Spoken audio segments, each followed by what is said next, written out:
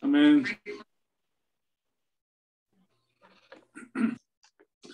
Bueno, gusto saludarles a todos. Qué bueno que podemos volver a conectarnos. Espero que estén bien. Estamos terminando el capítulo 1 de Efesios y nos vamos a meter al 2. Solamente podemos hacer una observación aquí en el 1, 22 y 23. Lo voy a leer. Efesios 1, 22 y 23. Dice: y sometió todas las cosas bajo sus pies. Está hablando de Jesucristo. Y lo dio por cabeza sobre todas las cosas a la iglesia, la cual es su cuerpo, la plenitud de aquel que todo lo llena en todo. Este asunto o tema de la iglesia también es un tema muy importante en las cartas de Pablo, y aprendemos sobre qué es la iglesia, qué no es, cuáles son sus características, ¿verdad? Efesios nos platica algo acerca de eso, pero entendemos que la iglesia es el conjunto de todos los que han creído en el Señor Jesucristo, ¿verdad? A partir de Hechos 2, cuando el Espíritu Santo viene ahí sobre los apóstoles y la gente, los hermanos que estaban reunidos, los discípulos, mujeres, en total, dice, eran unos 120. Viene el Espíritu Santo y ahí nace formalmente este nuevo cuerpo que es la iglesia. No es Israel del Nuevo Testamento, no es el nuevo Israel, sino es una nueva, un nuevo cuerpo, una nueva persona, digamos, o es un nuevo cuerpo. En capítulo 2 y 3 habla también acerca de eso. Y Jesucristo es la cabeza de su cuerpo. Una de las cosas también muy interesantes que hemos estudiado es quién debe de gobernar o enseñar o cuidar a la iglesia, y Pablo también escribe acerca de eso en detalle y le llama los ancianos, pastores,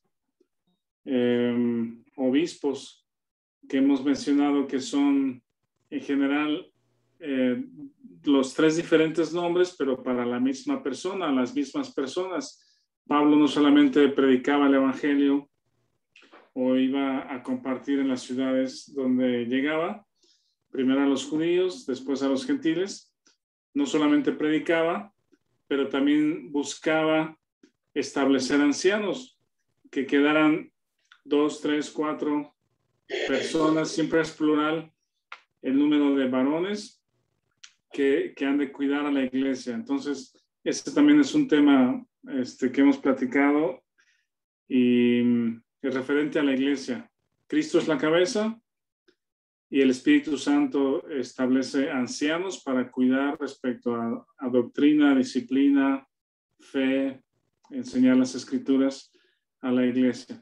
Entonces, pensando en eso, ya metiéndonos en el capítulo 2, Pablo, estos 10 versículos que siguen, capítulo 2 del 1 al 10, son de esos textos sobresalientes que quedan como una joya. Digo, toda la palabra de Dios es verdad, es edificante, es buena, pero este tipo de textos resumen en pocos versículos el gran cambio o la gran obra acerca de Jesucristo, la obra acerca de Jesucristo. Me gustaría que hay como 10, 12 conectados. Me gustaría que cada uno leyera un versículo, porque también les voy a invitar a hacer un ejercicio que es tratar de memorizar esta sección. Es un ejercicio en la cabeza, memorizar, que es una de las cosas que creo que ya no hacemos mucho. Pero vamos a leer ahorita un versículo cada quien guste empezar. Alguien lee el 1 y después alguien más lee el 2 y el 3 hasta terminar al 10. Y la tarea, digamos, va a ser tratar de memorizar por lo menos el propio texto que leyeran ahorita o el texto que lean, memorícenlo. Y la semana que entra, si tenemos oportunidad, volvemos a leerlo o a decirlo de memoria, este texto. ¿Sí? Entonces, vamos a leerlo. ¿Quién quiere comenzar con el 2.1 y alguien más con el 2.2? Voy, Rafa. Seguimos. Empezamos. Adelante. Efesios 2:1. Y Él os dio vida a vosotros cuando estabais muertos en vuestros delitos y pecados. En los cuales anduvisteis en otro tiempo, siguiendo la corriente de este mundo, conforme al príncipe de la potestad del aire, el espíritu que ahora espera en los hijos de desobediencia. Entre los cuales también todos nosotros vivimos en otro tiempo en los deseos de nuestra carne, haciendo la voluntad de la carne y de los pensamientos, y éramos por naturaleza hijos de ira, lo mismo que los demás. Pero Dios, que es rico en misericordia, por su gran amor con que nos amó. Aun estando nosotros muertos en pecados, nos dio vida justamente con Cristo. Por gracia sois salvos. Y juntamente con Él nos resucitó y asimismo nos hizo sentar en los lugares celestiales con Cristo Jesús. Para mostrar en los siglos venideros las abundantes riquezas de su gracia en su bondad para con nosotros en Cristo Jesús. Porque por gracia sois salvos por medio de la fe, y esto no de vosotros, pues es don de Dios.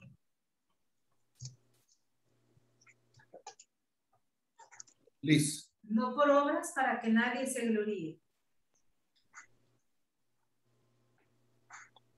Porque somos hechura suya, creados en Cristo Jesús, para buenas obras, las cuales Dios preparó de antemano para que anduviésemos en ellas. Por tanto, exacto, acordaos. Muy bien. Hasta ahí el 10, perdón. Hasta el 10. Hasta el 10. Sí, perdón. Gracias, Juan Carlos. Esta sección, les digo que es una joya para subrayar, para leer, para releer, memorizar. Los que ya estudiaron el libro de Romanos, que fue de hecho el primer libro que estudiamos en este grupo de las mañanas. El libro de Romanos, el tema es el Evangelio o las buenas noticias de Dios, o qué tiene que decir Dios al ser humano, al hombre, ¿verdad?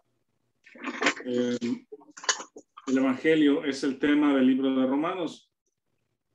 Y vimos en Romanos que los primeros 5 capítulos, bueno, vamos a decirlo que los primeros 2 capítulos nos hablan acerca de la condición del ser humano sin Dios, ¿verdad? Dice, la ira de Dios está sobre él, estando un corazón entenebrecido, mente reprobada, pasiones vergonzosas y atestado de, ¿no? Eso lo hemos mencionado varias veces.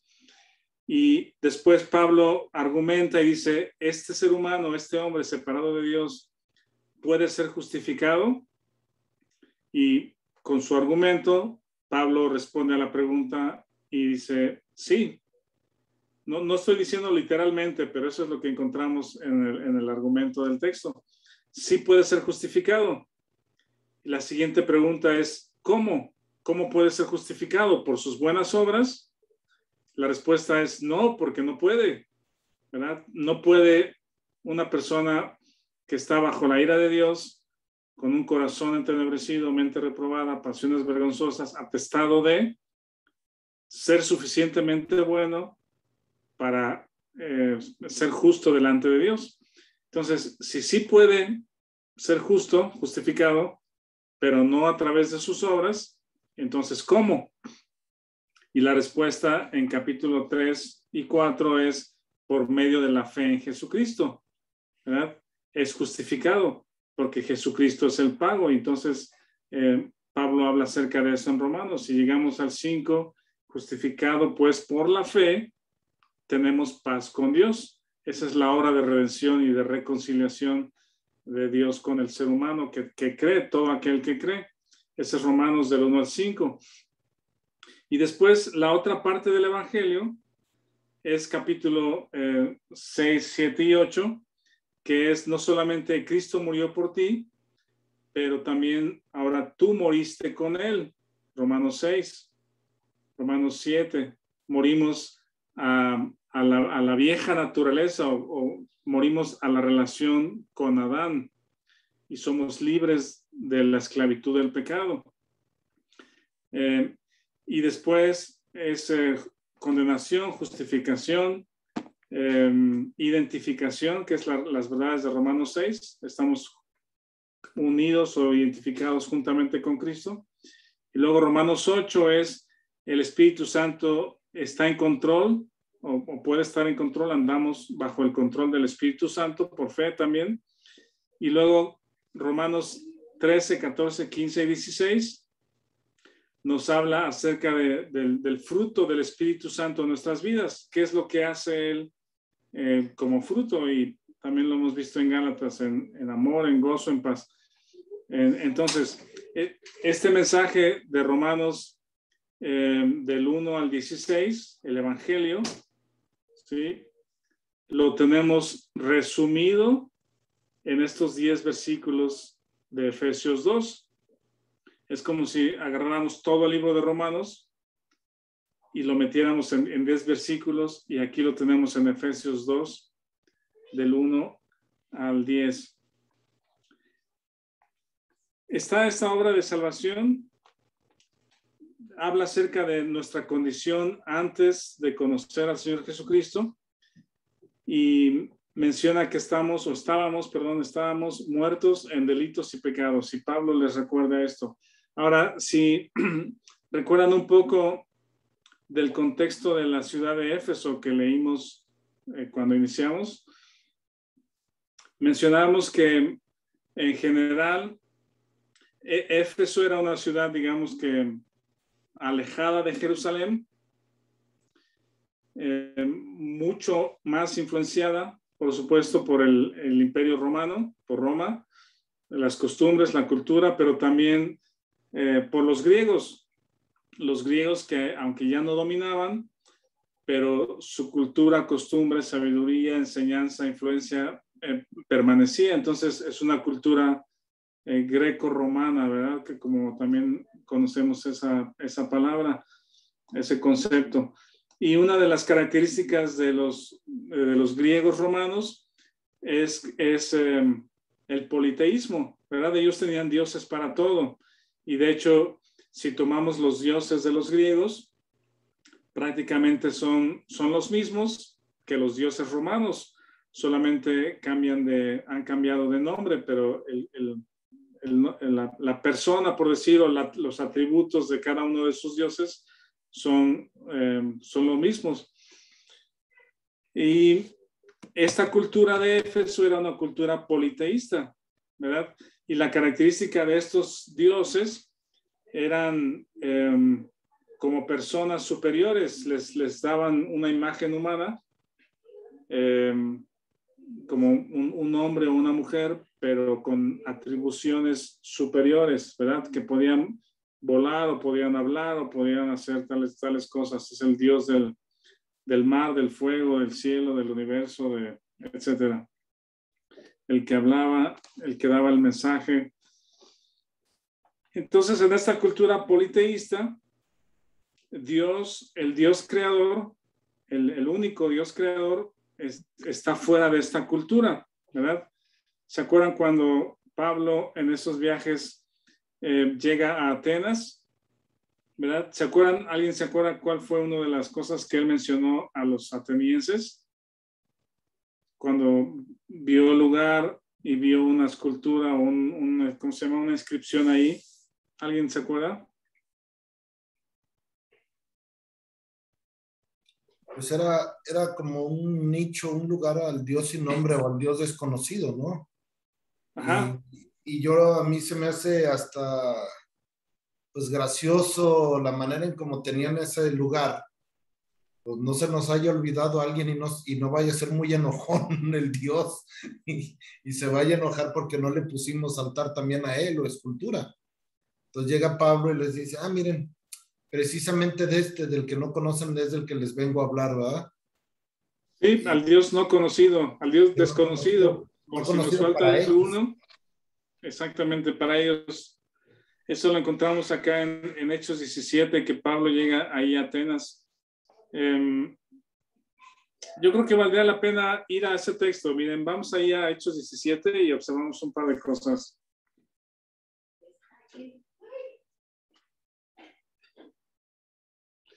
En Hechos 17.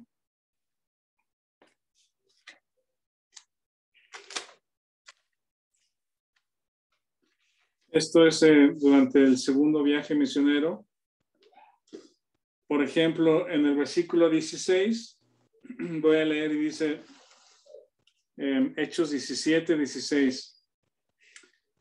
Dice, mientras Pablo los esperaba en Atenas, su espíritu se enardecía viendo la ciudad entregada a la idolatría, ¿verdad? La idolatría justamente es la esperanza que tienen los individuos o las personas en algo hecho por sus manos, en algo que ocupa el lugar de Dios y que en eso está su esperanza puesto, su beneficio, ¿verdad? Que ocupa el lugar de Dios. Entonces dice el 17, así es que discutía en la sinagoga con los judíos piadosos. En el 19 dice, tomándole le trajeron al Areópago, diciendo, ¿podemos saber qué es esta nueva enseñanza de que hablas? ¿Verdad? Es algo que no habían escuchado acerca de este Jesús y la resurrección. En el versículo 23 dice, porque pasando y mirando vuestros santuarios que tenían para cada dios, hallé también un altar en el cual estaba esta inscripción, un altar al Dios no conocido, al que vosotros adoráis, pues sin conocerle es a quien yo os anuncio.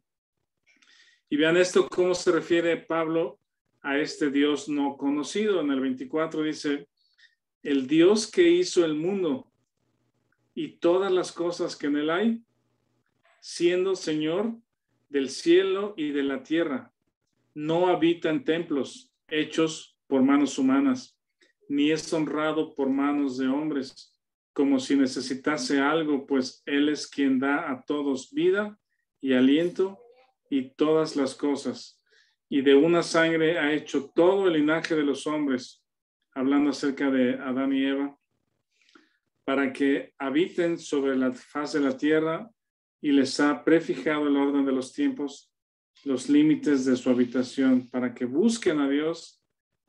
En fin, ese es el mensaje que Pablo da. 28, porque en él vivimos y nos movemos y somos.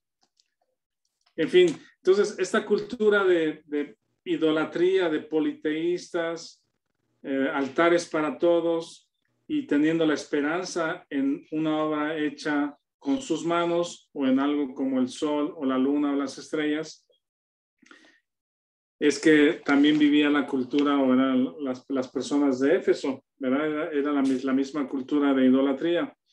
Entonces, en Éfeso, siendo politeístas, tenían sus altares, pero hace referencia al texto de Hechos acerca de Éfeso, que había judíos.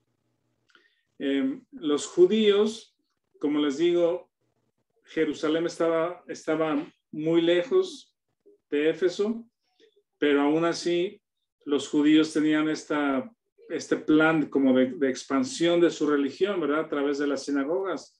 Los judíos iban moviéndose hacia otros lugares y donde quiera que había alguna comunidad de judíos, pues querían compartir su religión o por lo menos tener su sinagoga, su lugar de adoración o lectura de las escrituras, y era una forma de extender la religión judía, cuya persona principal es Moisés, ¿verdad? Se enseñaba Moisés.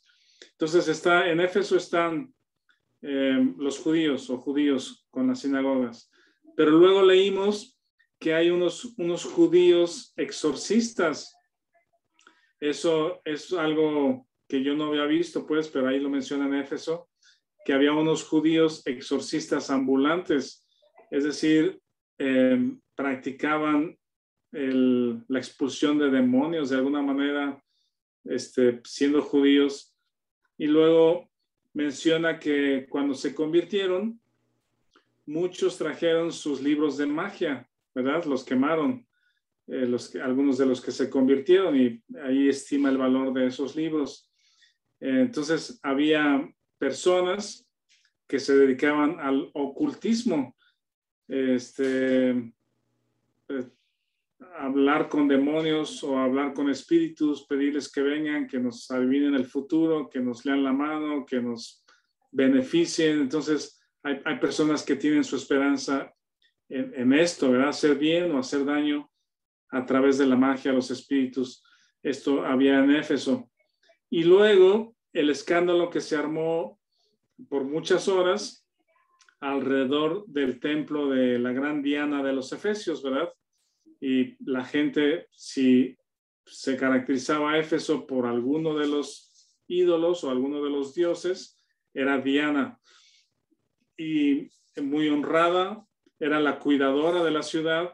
Eso me suena mucho en nuestros tiempos, cuando se le atribuye a alguien, a una virgen o a alguien que cuida la ciudad, es la patrona o es el patrón de nuestra ciudad, ¿verdad?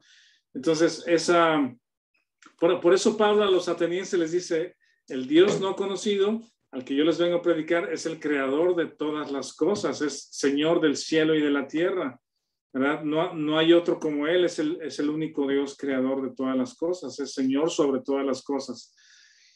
Y entonces, en este contexto, es que Pablo llega a Éfeso y primero a un grupo pequeño de personas que habían escuchado ¿cómo se llama?, acerca del bautismo de Juan, pero no sabían acerca de la muerte de Jesucristo. Aquila y Priscila les enseñan primero y luego Pablo se queda con ellos y les enseña. Entonces, toda esta variedad de creencias o de esperanzas en algo habla acerca de la necesidad que tiene el ser humano de poner su fe en algo, buscar algo superior o que haya una fuente de cierta esperanza, o creadores de ídolos. Es el hombre es creador de ídolos. Y Pablo acá en Efesios 2 les recuerda cuál era su condición, ¿verdad? Y les dice, Él, en el 2.1, les dio vida a vosotros cuando estabais muertos en vuestros delitos y pecados. Esta parte es muy interesante. El domingo pasado hablábamos acerca de esto. Dios, la corona de la creación es el ser humano, el hombre y la mujer. Y Dios al ser humano le dio un cuerpo que es la habitación temporal del alma, finito, es el medio de comunicación, y en ese cuerpo Dios puso el alma. Dios es el creador del alma, y el alma es lo que anima al cuerpo, es lo que le da vida al cuerpo, y ese es el ser humano. Y en la creación Dios puso su espíritu conectado al espíritu del hombre. Dios es el que alumbra o da su vida a través del espíritu del ser humano. Entonces el hombre está compuesto de cuerpo, alma y espíritu, ¿verdad? Y cuando la caída en Génesis 3, Adán y Eva en incredulidad desobedecen a Dios y toman de lo que no debían de tomar el fruto, en incredulidad no le creyeron a Dios. Entonces el Espíritu de Dios deja al ser humano, ¿verdad? Dios los expulsa del huerto, y ahora el ser humano desde ese momento nace a imagen de Adán, solamente viviendo en su alma y su cuerpo. Lo mejor que puede hacer el alma y el cuerpo es la vida del ser humano, ¿verdad? Y así vemos qué es lo que resulta de ese ser humano, pues lo que el cuerpo puede recibir del exterior a través de los sentidos, y lo que el alma, que es lo que piensa, lo que siente, lo que decide hacer, está influenciado también por el cuerpo, ¿verdad? Eso es lo mejor que el ser humano puede hacer, pero está muerto espiritualmente. Todo ser humano que nacemos físicamente, nacemos muertos espiritualmente, ¿sí? Y de eso es lo que habla Efesios 2:1, que él, a los efesios, cuando creyeron en Jesucristo como su Señor y Salvador, nacieron de nuevo y Dios les dio vida espiritual, ¿verdad? El Espíritu de Dios se conecta otra vez al espíritu del ser humano y nos da vida espiritual. ¿Hasta aquí alguien tiene algún comentario, pregunta, alguna observación? Quería comentar algo, pastor, de Efesios 1:22 y 23 que hace rato nos compartió. Sí. Que dice, y sujetó todas las cosas debajo de sus pies y diólo por cabeza sobre todas las cosas a la iglesia, la cual es su cuerpo, la plenitud de aquel que es en todo, todas las cosas. Y en el libro de los Salmos, 900 años antes de que el Señor viniera hecho carne, esto ya estaba profetizado, lo que dice el libro de Efesios, ¿no? Eso es algo muy hermoso porque podemos ver todo lo que dice la palabra de Dios cumplirse en Cristo, ¿no? Dice el Salmo 8:6.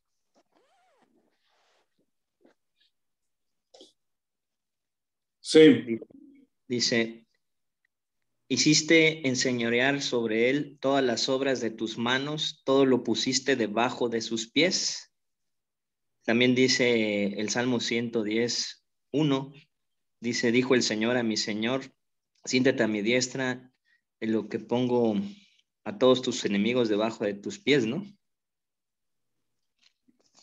Sí, Dios le dio el señorío a Adán y Eva desde la creación, y por causa del pecado, esa posición de señorío fue usurpada por Satanás, y el hombre murió espiritualmente. Entonces, gracias, Martín. El domingo hacíamos una pregunta de por cuáles pecados es que el hombre se va al infierno, o alguien hacía esa pregunta en alguna ocasión en un domingo, pero por cuáles pecados es que el hombre se separa de Dios eternamente.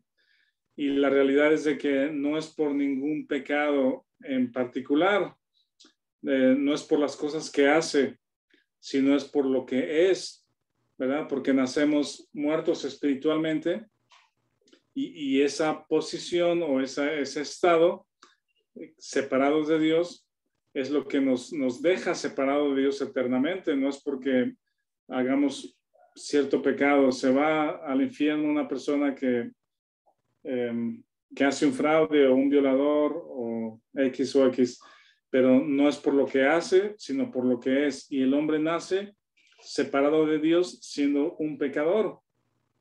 Y en esa condición es que Dios nos da vida en Jesucristo. A los que les gusta el béisbol, había una ilustración que alguien había hecho una vez que era el ser humano ya nace ponchado, por decir, ¿verdad? Si los 3 strikes, ya necesita un redentor desde la cuna, desde el nacimiento, ya necesita un redentor. No es naces, creces, vives y a ver cómo te va en tu vida para ver si te ganas el cielo, ¿verdad? Entonces estamos cuidando nuestras acciones, el primer strike y el segundo strike, y bueno, ahora sí estoy ponchado, pero más bien desde que nacemos separados de Dios, muertos espiritualmente, alejados de Dios, y es en esa condición que el Señor Jesucristo nos rescata o nos busca para darnos vida, y siempre el asunto, y Pablo lo repite muchas veces, es a todo aquel que cree. La salvación o la puerta de salvación está abierta, como en el arca de Noé, está anunciada, está abierta. Todo aquel que cree y que viene a abrazar la obra de Jesucristo es salvo, ¿sí? El asunto es de que no todos creen en eso, ¿verdad? Dicen, el arca, ahí va a estar para siempre, me espero, no va a llover, no va a venir el diluvio, Jesucristo no viene, aquí hay que disfrutar la vida es corta, en fin, el hombre se llena de argumentos para no rendirse a Dios. Aquí parece que hay alguna pregunta, Vivi, primero, si gustan. Gracias. No es una pregunta, en realidad es un comentario. Aquí en mi Biblia de estudio señala, dice la palabra en, refiriéndose al versículo 1, indica dominio. Entonces es cuando hablamos de que estaban muertos en sus pecados, o sus delitos y pecados, indica dominio. Dice, no están muertos a causa de actos pecaminosos que hayan cometido, sino debido a su naturaleza pecaminosa. Sí, el domingo la hija de Peque, creo que está aquí presente Peque, decía que el ser humano no es pecador porque peca, o algo así decía, ¿verdad?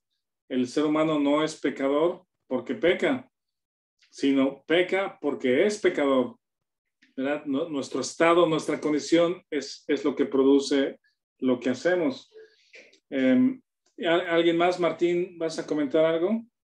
Sí, pastor, gracias de lo que usted está comentando, porque a veces existe una confusión entre el cuerpo de Cristo cuando decimos que todos nacemos con pecado, porque dicen, bueno, pero es que no el Señor Jesús dice que los niños son del Señor.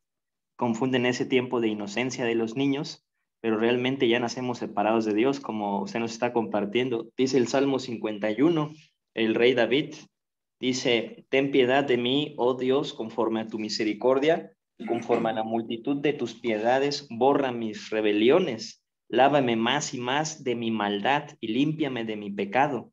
Y luego dice el versículo 5 de Salmo 51, he aquí, en maldad he sido formado y en pecado me concibió mi madre.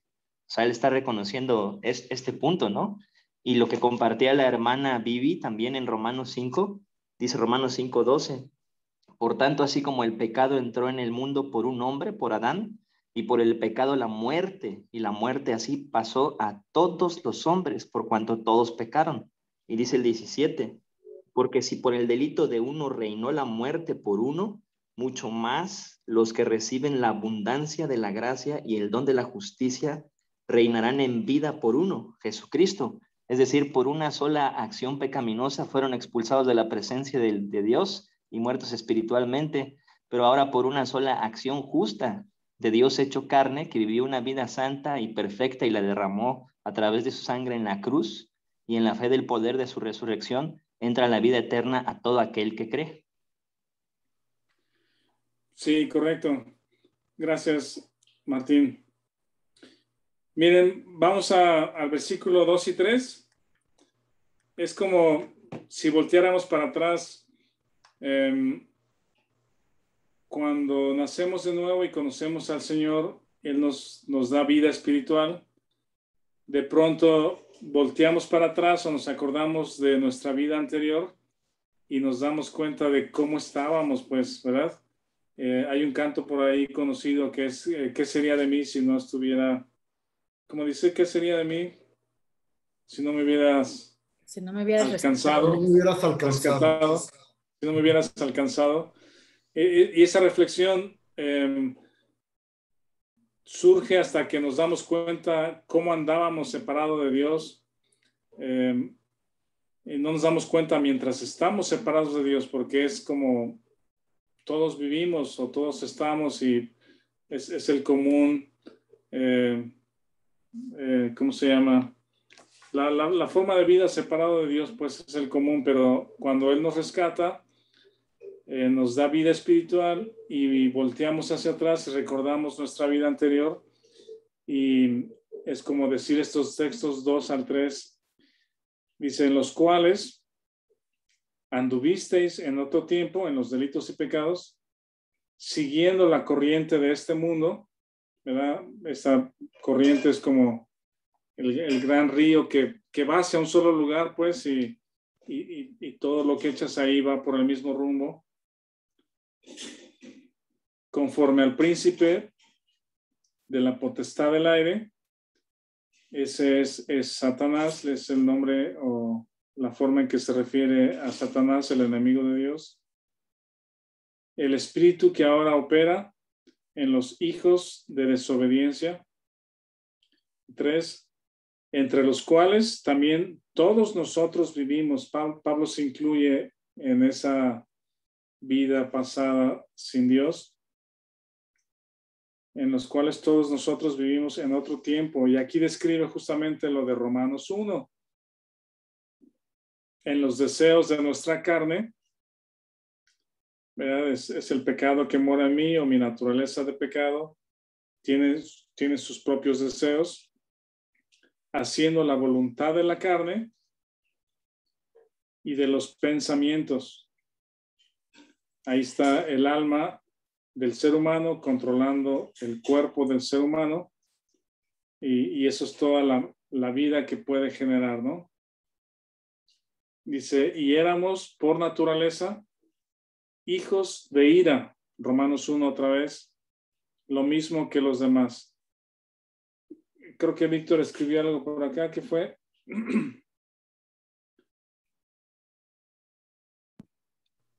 Solo subrayar lo de que muchas veces se piensa pues que toda la persona que nace es hecha a la imagen y semejanza de Dios. Nada más recordar eso, pues tenerlo presente, ¿no? Que no es correcto, pues solo Adán y Eva fueron hechos a su imagen y semejanza, y todos los demás, cualquier persona que nació fuera del huerto del Edén nace a las imágenes y semejanza de Adán. De Adán, muertos espiritualmente, sí.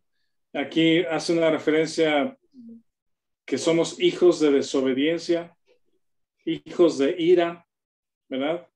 Y realmente separados de Dios. Y esa condición es algo que una vez que lo entendemos, una vez que nos llega esa verdad, es cuando necesitamos un Salvador, cuando en mi corazón Dios me atrae y me dice, necesitas un Salvador porque tu condición es muerto espiritualmente, siguiendo la corriente de este mundo, viviendo en lo que tu alma y tu cuerpo lo mejor que pueden hacer, que no es mucho, estando atestado de, y después bajo la ira de Dios, separados de Dios. No es que Dios nos mande al infierno, sino que ya estamos perdidos, ¿verdad? Tan solo al nacer ya estamos muertos espiritualmente, hijos de ira, separados de Dios, y no es que Dios decida eventualmente decir, bueno, no te portaste suficientemente bien, pues vas a ir al infierno, sino tú eres el que estás, o el hombre es el que desecha o no cree, o le cierra la puerta a la salvación que Dios ha provisto, ¿verdad? Pero cuando nos damos cuenta de la posición o la condición en la que estamos, entonces abrazamos la obra de Jesucristo. Sí, Héctor. Sí, Rafa, y ese es uno de los problemas con el que el mundo trata de seguir confundiendo al mundo. Uno, todos somos hijos de Dios, no es cierto. A lo suyo vino y los suyos no le recibieron, dice Juan 1, ¿no? Más aquellos que le recibieron, que en él creyeron, tienen la potestad de ser hechos hijos de Dios. Y luego otra que dice, si Dios es tu Padre y es un Dios amoroso, ¿cómo te va a mandar al infierno? Y son como los anzuelos, las trampas con las que tratan de llevarte al mundo y de que sigas viviendo en el mundo y no te acerques a Dios. Y es peligroso porque son palabras convincentes, son palabras, o sea, son cebos bonitos, pero detrás del cebo viene un anzuelo que te va a matar. Sí, realmente, justamente en este tipo de textos es que Dios usa a Pablo para decir la verdad de los hechos, ¿verdad? De lo que es la condición del ser humano, lo que Dios ha hecho, el amor de Dios. Bueno, continuamos, por ejemplo, en el 4 y 5. Bueno, primero, sí, 4 y 5 está bien.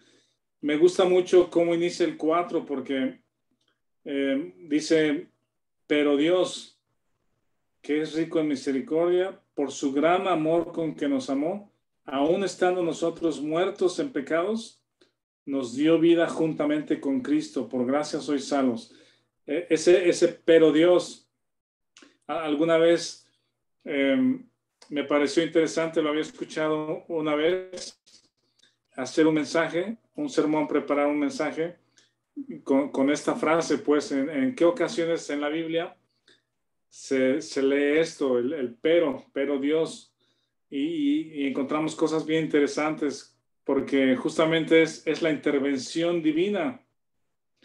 Dios no se quedó con los brazos cruzados sin hacer nada respecto a la salvación del hombre, sino lo vemos desde Adán, Caín, ¿sí? El que busca al ser humano, el que busca la reconciliación, siempre es Dios. Dios va con Adán y le dice, ¿qué hiciste? Dios va con Caín y le dice, ¿dónde estabas? ¿Dónde está tu hermano? Y Dios es el que te busca, Dios es el que te busca, Dios es el que nos busca. Pero estamos tan distraídos, tan ocupados, que no hacemos caso, pero Él sí interviene, pues Él intervino. Dice, pero Dios, que es rico en misericordia.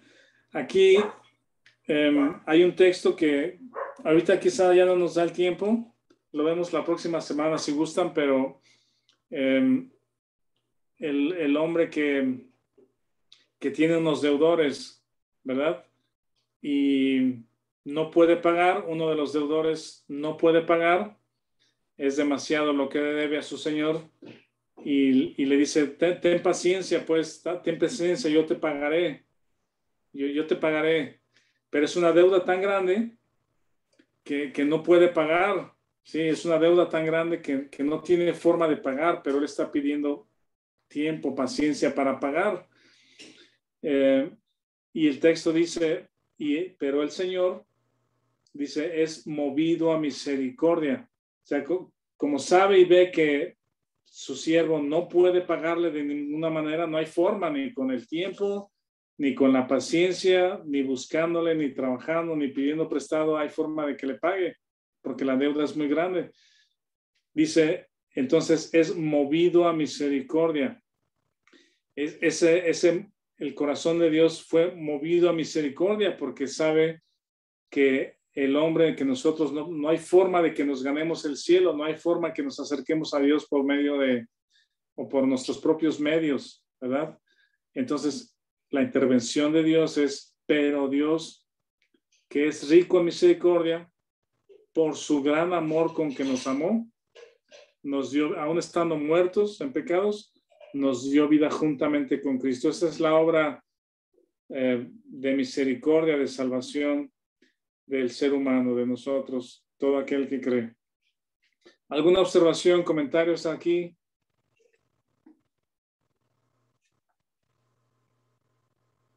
Perdón, pastor, ese versículo que compartió es la riqueza de la gracia en Cristo Jesús, número 17.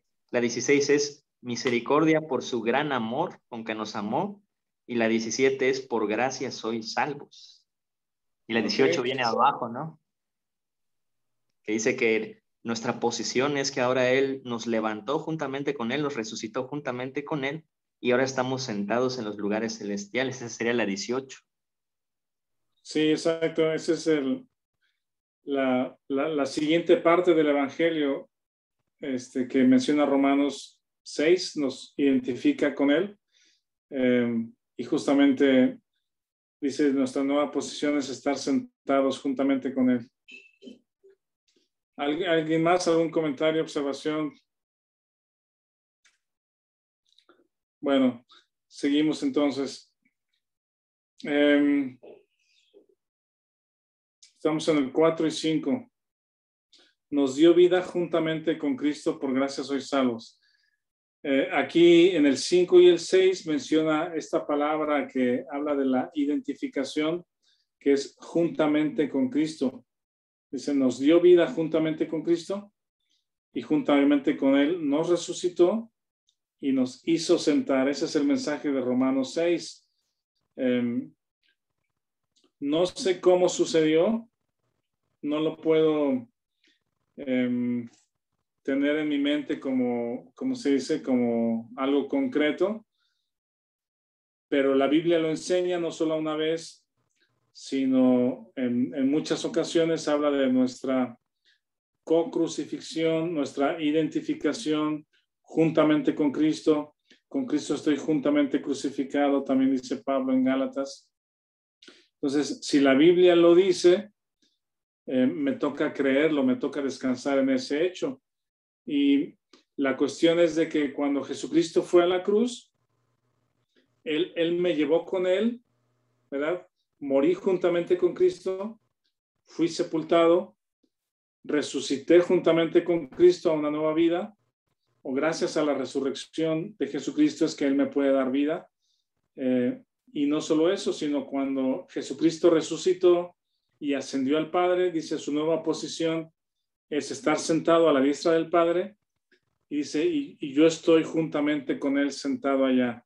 Les digo, no hay forma de que lo tenga concretamente en mi cabeza, pero es una de esas verdades que he de abrazar y de considerar como un hecho, es apropiarme de esa verdad.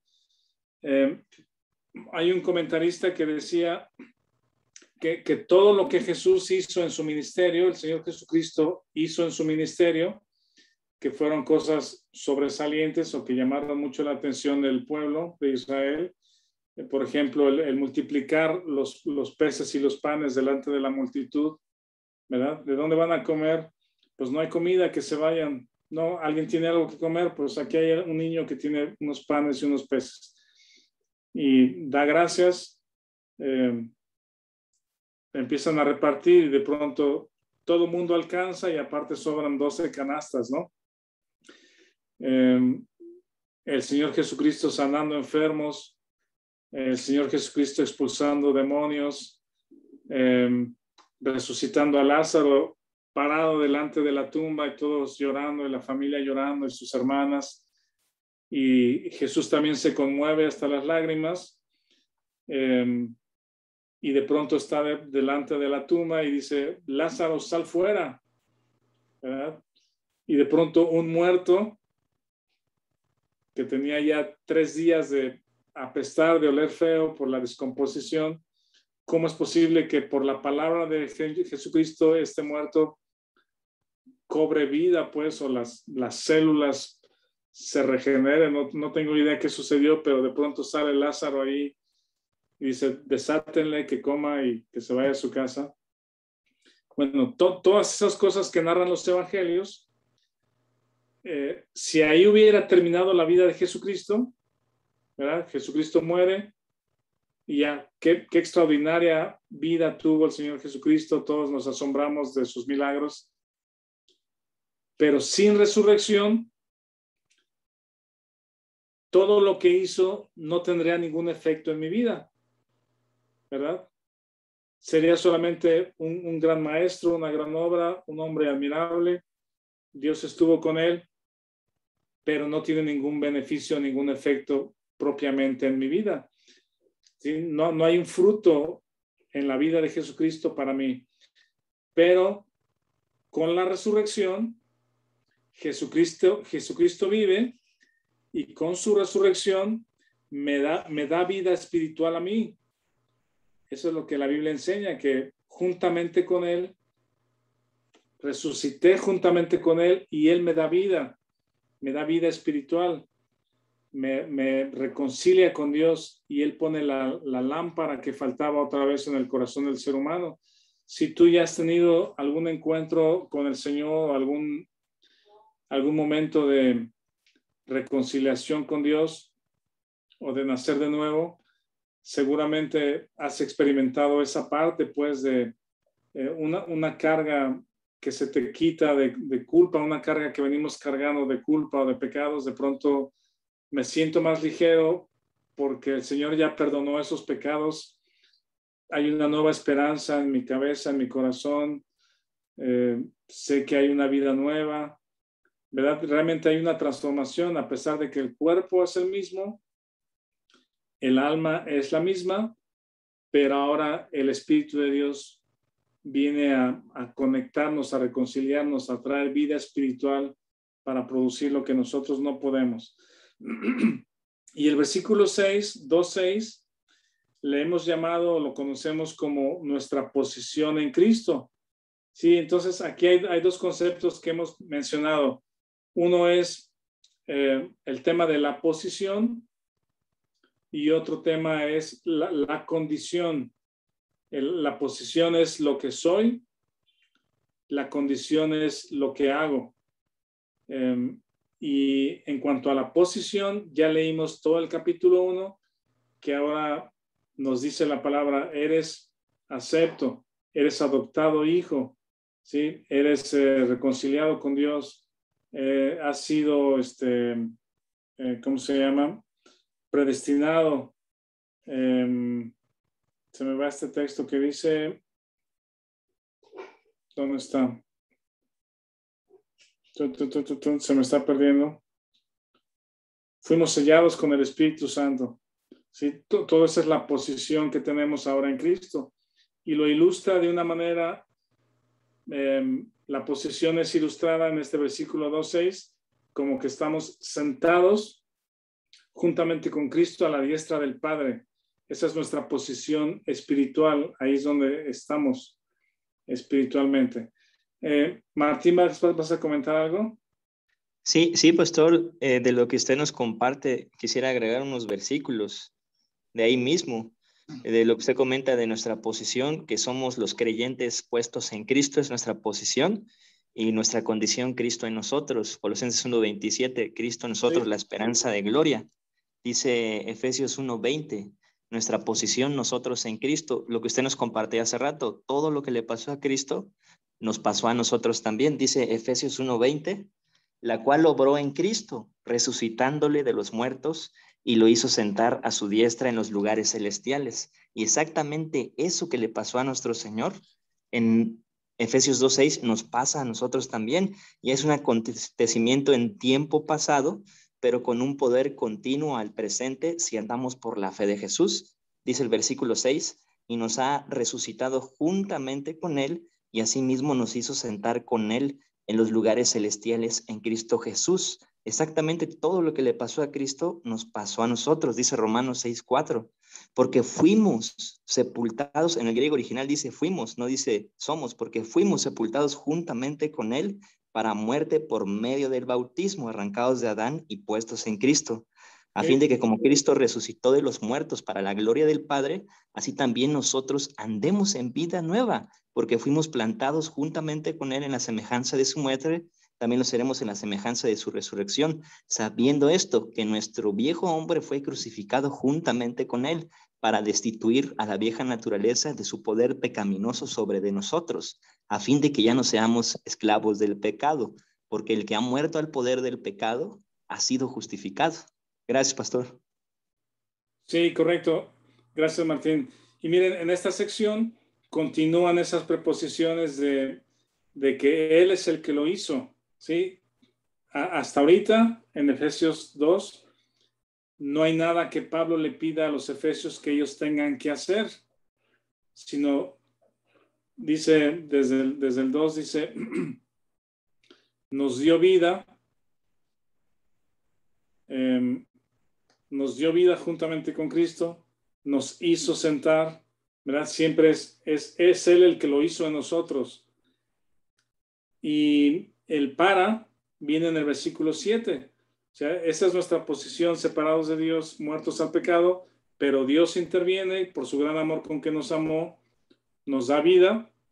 Y ahora el para, el versículo 7 dice, 7, 8 y 9 y 10, dice, para mostrar en los siglos venideros las abundantes riquezas de su gracia en su bondad para con nosotros en Cristo Jesús. Otra vez en Cristo, porque por gracia, regalo, sois salvos por medio de la fe, y esto no de vosotros, pues es don de Dios. 9, no por obras, para que nadie se gloríe. No nos alcanzan nuestras obras para alcanzar o para ser justificado. Por eso tiene que ser por gracia.